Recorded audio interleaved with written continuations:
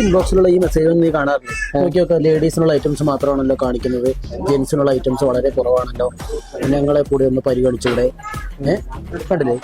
ശരി തന്നെയല്ലേ, നമ്മുടെ പേജിൽ കൂടുതൽ ലേഡീസ് ഐറ്റംസ് അല്ലേ കൂടുതലും. അതെ, നമുക്കൊരു കാര്യം ചെയ്യാം, പിന്നെ നമുക്ക് അവരുടെ പരാതി അവിടെ തീർത്തോളൂ. അതാ Toffee, coffee, hate me.